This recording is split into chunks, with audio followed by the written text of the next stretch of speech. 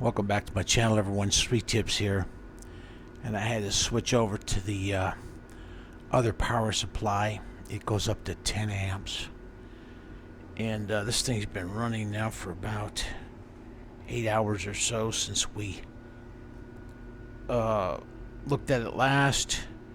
And I've installed some spacers there to try to lift the anode basket up out of the electrolyte, trying to get the current flow down a little bit. The cell is very warm to the touch, probably about a human body heat, maybe 100 degrees Fahrenheit. And here's what we got down in there right now. Yeah, you can see the crystals are forming nicely in here. And as long as I keep them knocked down, I think we're going to be just fine.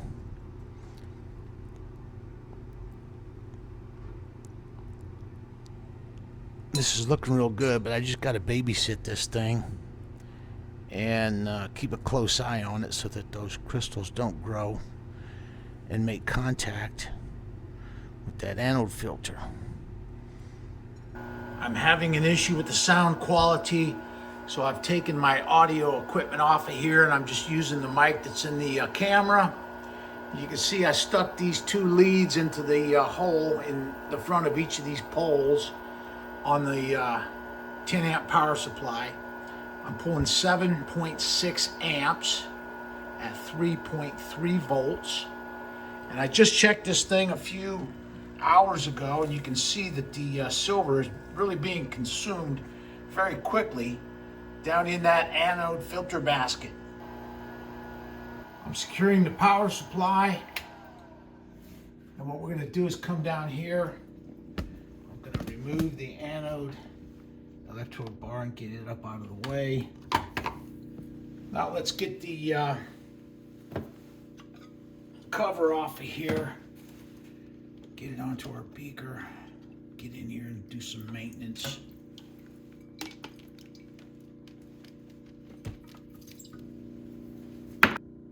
If you look down in here, we've got a nest of pure silver crystal that's growing rapidly up toward the bottom of that anode filter basket.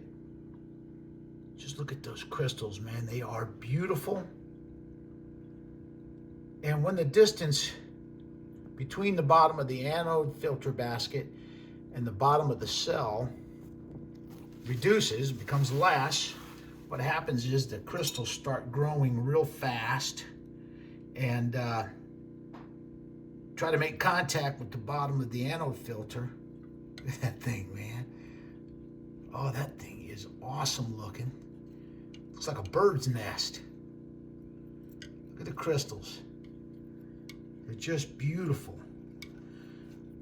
Someone said, let's take them out of there and get them out of the way. I'm just gonna flatten them down and smash them down. I mean, the silver cell's growing very well, but I'm having to, oh, there's some nice ones over there, man. Let's see if I can get that light focused on that for you. I'm having to come out here and keep these things beat down. And what that tells me is that the anode filter basket is too close to the bottom of the cell. So we're gonna have to make an adjustment here if we want to continue. I tried putting some ceramic tile to lift the anode filter basket up a little bit, but that didn't work out too well. And so I think what we're going to have to do is actually put something that's a little higher up to get that anode filter basket up away from the bottom of the silver cell. If you look down in here, you can see that the silver is really forming nicely around the inside of the cathode in there. And there's probably 20, maybe 30 troy ounces that have formed in there so far. It's been operating about 42 hours or so, I'd say. But this is going to really crank out the silver. This is good if I can just get the thing dialed in, so I don't have to sit here and babysit it all night long, come out here and keep knocking those crystals down. That's the reason I switched from a glass cell to a stainless cell, because you didn't have to do that. With the glass cell, you got to knock them down all night long. And so we're going to just have to get this dialed in, and then we'll be good to go. I've prepared another anode filter basket. And by the way, what I did was took an old soldering iron and burnt the holes in there, like someone suggested. And that worked very well. So now what I'm going to do is I'm going to reach down in here and try to pick up the anode basket. And I'll put this underneath. Let me get rid of these spacers. I don't think I'm going to need those anymore. And let this slip down in there like so. That should raise it up about 3/4 of an inch. Okay, as you can see, we've got another 3/4 of an inch or so in height. And so that should keep us up out of the electrolyte a little bit. So what we'll do now is go ahead and reinstall the cover. Put it back over the cell.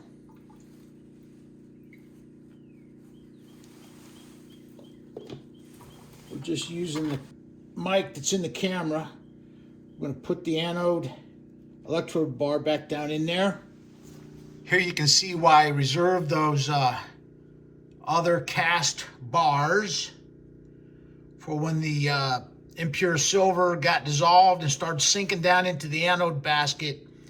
Now those cast bars will get in contact with the electrolyte and keep our anode electrode bar up out of the electrolyte. And that's why I saved those bars to place on top of the impure shot. Let's energize this power supply and see if it made any difference for us. Oh, good, look at that. We went all the way down from 7.5 down to 4.7. It's steadily rising. It'll probably rise up over 5. But that's better than drawing over 6 amps through the cell. We've got it up off the bottom now. If I have to, I'll make another spacer to raise it up even higher in order to be able to get our amperage down to a decent level, at least below 6, so that we can run power supply number 2 and take it back off of power supply number 1. The reason I put it on number 1 is because number 1 is rated at 10 amps.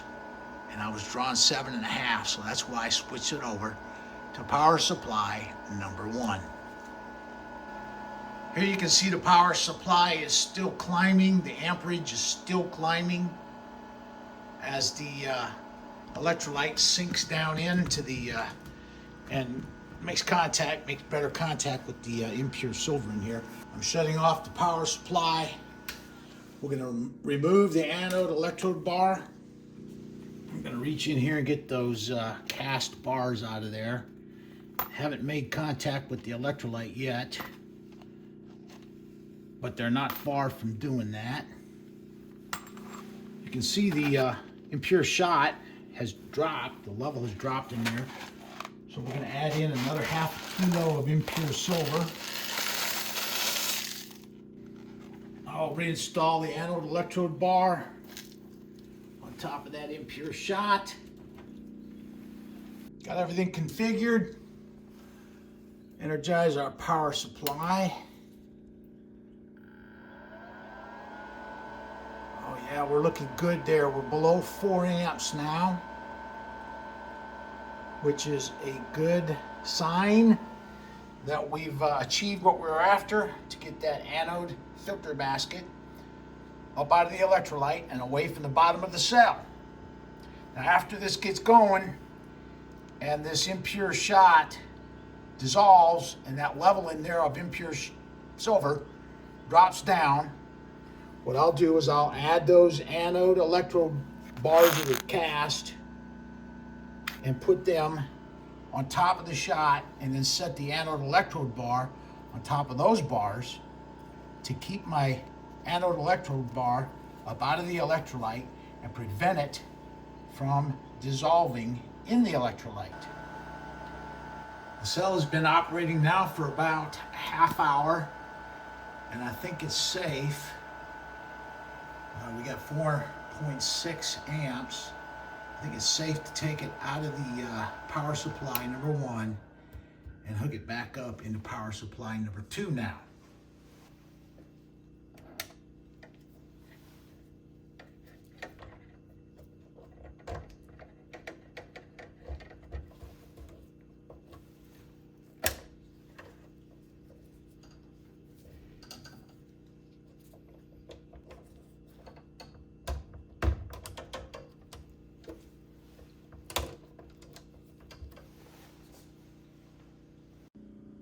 Let's energize power supply number 2. Oh, look at that, 3.2 volts. We can bring that voltage up now a little bit, closer to 3.5.